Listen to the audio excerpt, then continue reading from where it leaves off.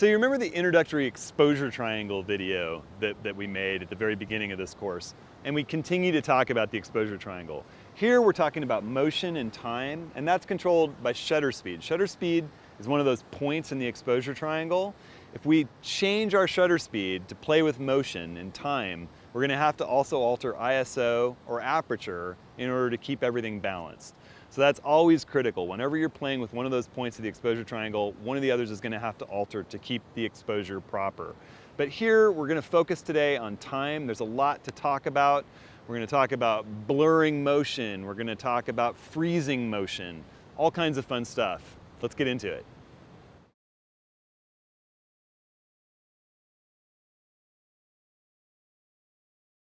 So I think when we think about shutter speed and time, I mean, most people generally just think of a click, of capturing an instant. You know, you pick up your camera, snap, you've captured it.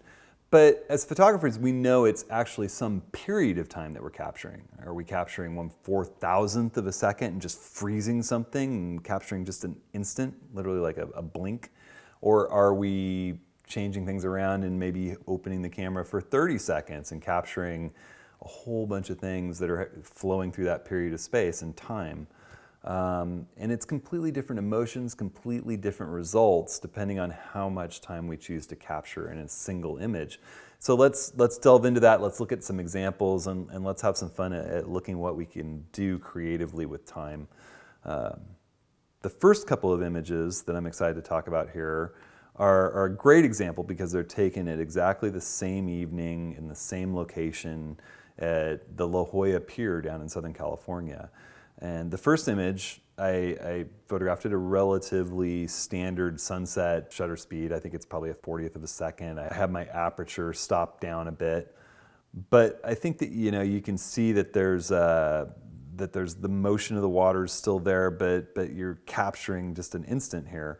If you look at the next image, after the sunset, I went and I wanted to kind of create this doorway effect with the pier. And when I photographed it at a normal shutter speed, the wave action was really kind of distracting me in the image. And so I went down to 20 seconds. I used my exposure controls, and we're going to talk about how to do that. And I slowed it down to 20 seconds, and I just smoothed all that wave action out. It looks more like mist happening under the pier. And this is a technique that we use a lot with water as photographers. I've got this other image here of Thor's Well. And this is a place on the Oregon coast where the water comes blowing up through this hole and then it all pours back down in. So this is an image capturing a second at a time as that water flows back in. And you're used to seeing waterfall images where photographers use this technique to just smooth the water as it's flowing through the falls to make it look like kind of like a bridal veil. And that's the effect that I'm doing here with a longer shutter speed. And I used this next image in New York City, the Empire State Building, just to remind people that clouds are similar to water, similar to waves. They're flowing through space and time. We've all seen time-lapse images. You can do this with your camera as well. This is just a long 13-second exposure late at night at the Empire State Building, and it's from a long time ago, and it's one of the first times that I actually thought about blurring the clouds behind a still building just to kind of create a little three-dimensionality to the scene. And that's something that's a recurring theme here, both in composition and in this creative visioning process that we go through. You know, we're trying to find ways to add some three-dimensionality if that's a word, to our two-dimensional images. And there's ways of doing that we talked about in composition, putting lines into the scene that draw your eye into it. There's ways with focus to just focus on a single element that draws the viewer's eye around the image. Well, motion can do that too. If you have a still foreground like this building with a flowing set of clouds behind, it just adds this other dimension to the image. It's a lot of fun. Shutter speed can really affect action images too. I've got a couple of images here of vehicles in motion, and one here of this old Bugatti at Laguna Seca Raceway is taken at a really slow shutter speed. I think it's a 20th of a second. And it's interesting with motion, with sports, with moving vehicles, with running animals. I feel that a slow shutter speed often infers a completely different emotion than a fast shutter speed. I think a slow shutter speed really gives you this feeling of speed and motion, that things are flying around, and a really, really fast shutter speed conveys power. And the next image sort of showcases that. It's this truck in the desert, tearing it up, and it's shot at about 1,000th of a second, and you can see every little bit of dirt in the air, and it just makes you feel that that truck's burly and powerful. And the same thing's true of athletes and people in motion. I've got this image that's taken with a slow shutter speed of a gentleman that I met in Maine, a really nice guy named Dan, who was just riding his tall bike around town and was happy to have me photograph him. And I took it at a slow shutter speed and panned. We're going to talk a little bit about that later. And I just love this image, but it conveys the motion that's happening. Versus another friend of mine that he and I were out skiing, and I took this photo of him jumping off a cliff on Mount Hood. It froze that image in time. You just feel the power of the mountain and of him blowing through all that snow, and it's all frozen in that instant. And it's a power versus a speed feeling to me. It's just a different emotion. Another thing that we can use that's a lot of fun with shutter speed to play with is lights that are moving in the scene. So think about traffic. Here's an image from Las Vegas at the Stratocaster building. It's got a big roller coaster on top, and just traffic flying by in front late at night. It's kind of a black inky sky, not super interesting, so I found ways to kind of fill it and just use that black as an element that's just a little bit of a background. And because of the city lights, I couldn't really see the stars, but having this car come across the street and just timing it right and doing a long shutter so that it just blurs its way through the image, the tail lights, really makes the image for me. And here's another one that's actually an old film image that I took. It's a medium format image of a Joshua tree, and it's kind of silhouetted by the last rays of light from the moon as it set. And it's a 3-hour exposure on film that has the stars sort of spinning through space behind. The stars are actually still, and the Earth is rotating, and it creates this effect. I'm sure you've seen star swirls before, but a 3-hour exposure right here, that motion, just the longer the shutter speed, the more motion you feel in the image. And this is another example of getting that three-dimensionality. My advice is just take a lot of images, play with different shutter speeds for different subjects. Don't be afraid of making bad images, and look for the ones that you really like and start focusing in on what you were doing, and it'll just start to get magical. It's a lot of fun to play with time creatively.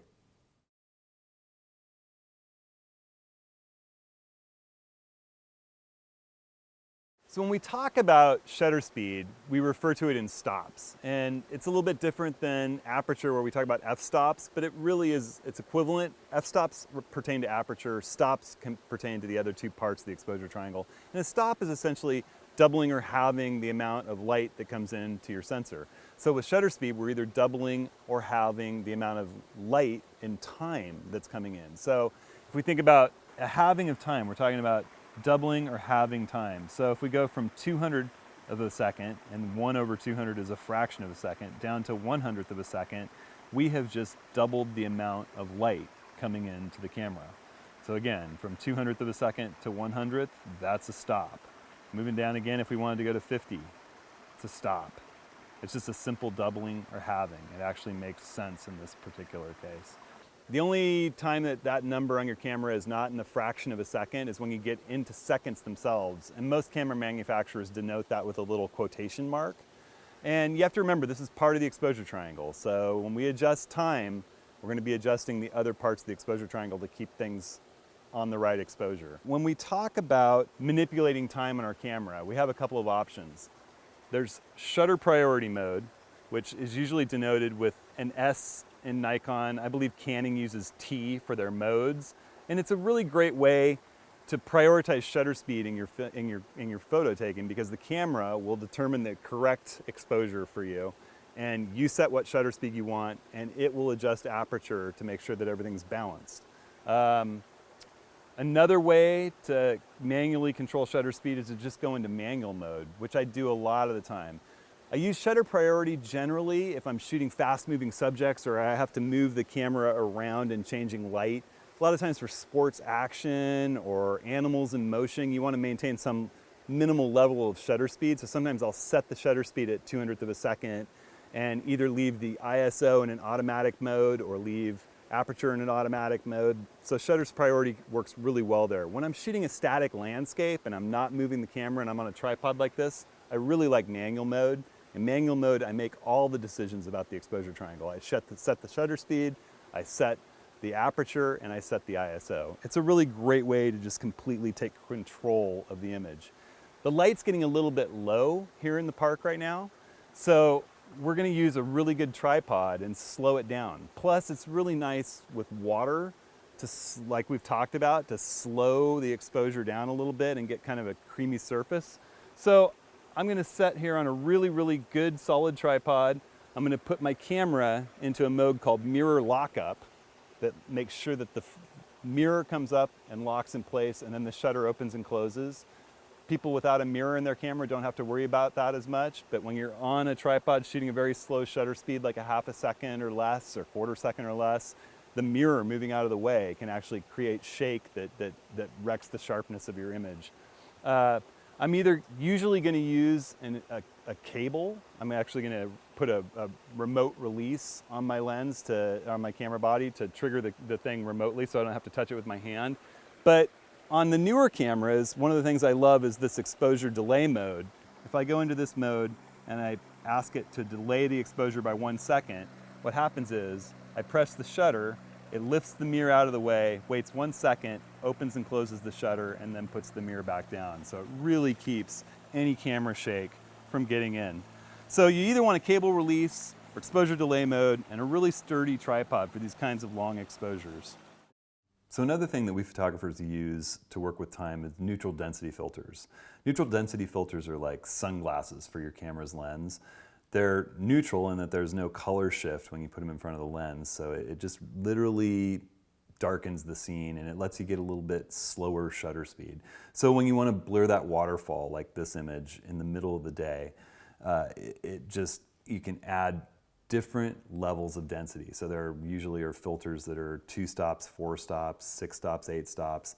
Your polarizer, generally when you use it, acts like a neutral density filter, but it's only maximum of about 1.5 stops or 2 stops. With a good set of neutral densities, you can drop 10 stops and really, really slow your shutter speed down. So another example is this picture of this mosque in Istanbul where the river was really rippling and wavy, and I just slowed it down to about a 30-second exposure and smoothed all the ripples out so that you could see the reflection of the mosque in the water. Another fun thing to do is panning. And this is a really, really fun technique. It takes practice and you're gonna create a lot of really bad images. When you've got something moving through your scene, slowing your shutter speed down, with this race car, this Ferrari that's racing along here, I think I shot it at about a 20th of a second. And you're trying to keep it in the viewfinder at the same place as you move your camera, and just keep your camera on continuous high speed as fast as you can be taking images, just holding the shutter down and taking as many images while you keep that thing speeding through the scene in place in the frame. And it'll blur the background because the camera is actually moving. Using a longer lens helps with this. I think I did this image at 200 millimeters. And it's just a really, really fun way to imply motion, to pan, to have the subject sharp but moving through a blurred scene. Another interesting thing to do with blurring and actually creating some intentional blur from camera motion is to move your camera or shoot a scene at different shutter speeds where the water's rippling a reflection. I've got a photograph here of a lake shore in Ashland, Oregon, with these trees reflected in it in the middle of the day, and the water was rippling, and I just played with different shutter speeds till I found about a second, created this sort of ripply, blurred texture to the scene. It's just kind of an abstract little bit of art, and that's a really fun thing to do. Just play with some motion in your scene with actually blurring the image intentionally.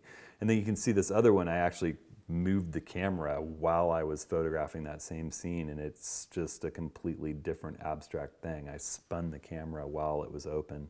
This is about a second shutter speed, middle of the day. A final kind of just trick fun thing to do is putting your camera on a tripod, looking into a scene, and zooming the lens while the shutter's open. So I think this is a 1.5 second shot of a friend of mine with her arms spread out in the middle of a forest, and I'm zooming into that scene, and it creates this kind of fun Star Wars hyperspace look. I haven't done a whole lot of this, but it's fun. It's a fun trick. Go out there, play with it. Sometimes scenes really the right composition, this can create a really wild effect. And it's just something fun to play with. And the last example I want to look at here under shutter speed and time is this kind of complicated image of my friend Jeremy mountain biking. And you can see the sun is setting behind him, the woods are kind of blurred, but he's sharp and he's lit even though the sun's behind him. So, you know, how did I do that? Well, in this case, I used an off-camera flash to actually light him, and then I used a slow shutter speed and pan, so you get that feeling of motion with the trees blurred in the background. And you know, this is really not so much of an example just to do with time, but it's an example of how you can use time in conjunction with the other parts of the exposure triangle and composition and lighting to really get creative and do some problem solving and have fun and just come up with new ways to photograph things in a more interesting and more creative way. So don't be afraid to get out there and experiment and have a good time, and know that there's always going to be new things to be learning and new challenges with photography. That's one of the beautiful things about it. You know, I feel like I'm constantly learning to this day, and I hope that I feel the same way decades from now. So while I'm here at the coast and working around all this salt water, I just want to talk really quickly about protecting your gear in saltwater environments. A lot of times I'm working in tide pools and places where things are splashing up at me. There's an image I took at Thor's Well that just was blowing up, and to get the scene the way I wanted with a really wide angle lens, you had to sort of stand right in it. You have to be really careful not to get your camera body inundated with salt water or any of your electronics, because the second that you get salt water in electronics, they're shot, they're done. They won't be covered under warranty. Another thing that I really want to protect, especially if it's blowing at the coast or if I'm working around waves and splashing salt water, is the front element of my lens. You've got these really wonderful, expensive multi-coatings on a lot of our really good lenses. Don't want to get salt water on there and leave it on there. So a great quality UV filter is kind of a must shooting in these types of situations. A lot of times I'm working with a polarizer too, when the light's good in these situations, just to work with reflections and to cut glare when I'm working out here in seascapes and water situations. So that's another nice little protector that's built in already on the front of your lens. It's a lot cheaper to replace a polarizer or a UV filter than a 70 to 200 Nikon good lens.